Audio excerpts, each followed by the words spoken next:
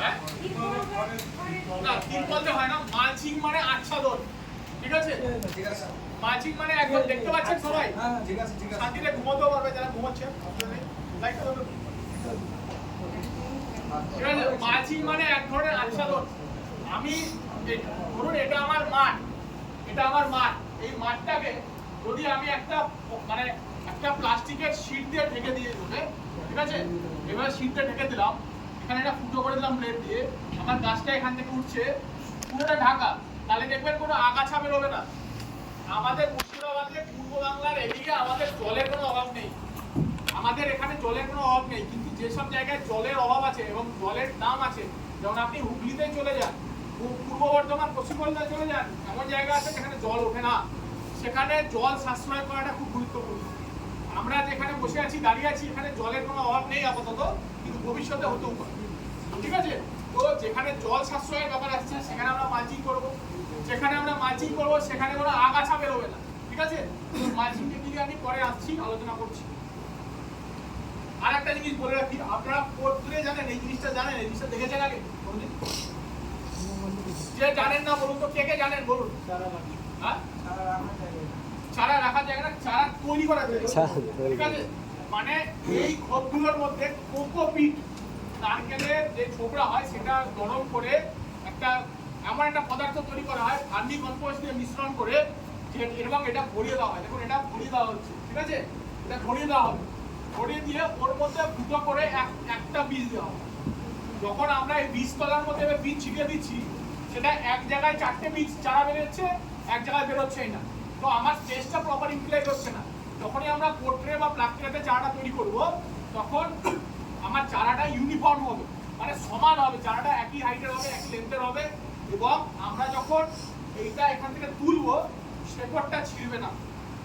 শেকড় ছেঁড়াটা কেন গুরুত্বপূর্ণ আমি বলছি, যখনই শেকড় ছিঁড়বে সেখান থেকে নিমাটোড, কৃমি জাতীয় পোকা বা ব্যাকটেরিয়া, আমরা জানি কি ফাঙ্গাসটা এমনি মাথায় পড়লে হয়ে যায়, ব্যাকটেরিয়া সবসময় কাটা জায়গা, ক্ষত জায়গা দিয়ে গাছের ভেতরে ঢুকে, তো ব্যাকটেরিয়াল ইনফেকশনটা হবে না যদি আমরা পোর্ট্রেতে চারা তৈরি করি। তাছাড়াও পোর্ট্রে প্লাস্ট্রে চারা তৈরি করার আর একটা উপকারিতা হলো, পোর্ট্রে প্লাস্ট্রে হচ্ছে এটা আপনি ধুয়ে ধুয়ে বারবার ইউজ করতে পারবেন। আজকে আমার বন্যা হয়ে গেল, আমার চারা বীজতলা ধুয়ে চলে যাবে, কিন্তু আমার পোর্ট্রে আমি আমার ঘরে এনে রাখতে পারবো, জল জমে গেছে ঘরে এনে রাখতে পারবো। এই অ্যাডভান্টেজগুলো রয়েছে পোর্ট্রে প্লাস্ট্রের সাথে।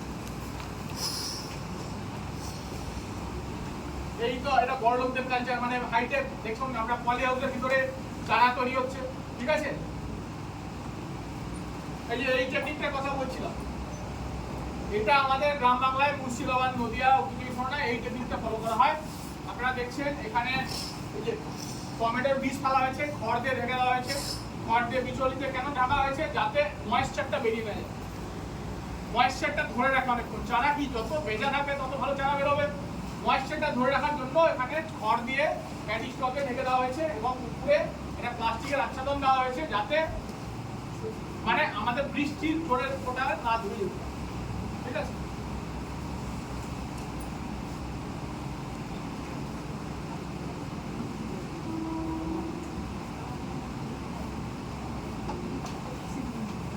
আচ্ছা, পলি হাউসে আমি শুরুতে একটা কথা বললাম, পলি হাউস আমি যখন করবো আমার উদ্দেশ্য কি হবে? ভার্টিক্যাল স্পেস, মানে আমার উপরের জায়গাটা, আমরা বাড়ি যখন করি উপরে আবার একটা থাক করি না মালপত্র রাখার জন্য, তাহলে আমার ভার্টিক্যাল স্পেসটা আমরা ব্যবহার করছি। পলি হাউসে দেখুন ভার্টিক্যাল স্পেসটা ব্যবহার হচ্ছে, ভার্টিক্যাল স্পেসটা ব্যবহার হচ্ছে, কিন্তু আমরা মাঠে গিয়ে এরকম টমেটো গাছ দেখি, মাঠে এরকম জাতীয় দেখি তো, তাই তো?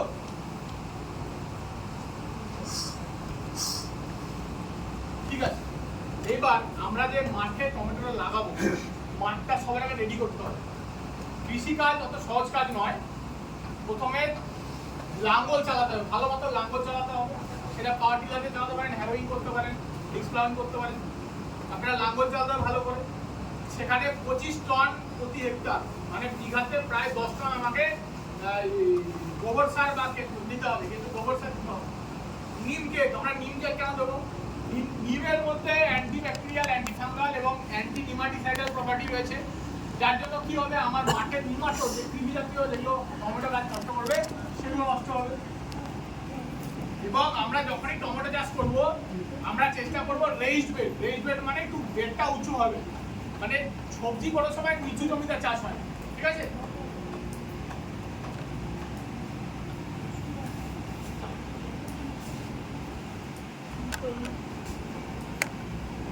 আচ্ছা, একরে এক একরে কতখানি গাছ লাগে এই হিসাবটা আছে, দেখে নিন আপনারা, ঠিক আছে? পারলে ছবি করে নিন, এটা খুব গুরুত্বপূর্ণ। এই কোশ্চেন জিজ্ঞেস করবে, এই পয়েন্টটা খুব গুরুত্বপূর্ণ, এই পয়েন্টটা খুব গুরুত্বপূর্ণ, এই পেজটা গুরুত্বপূর্ণ আছে, পারলে ছবি করে নিন।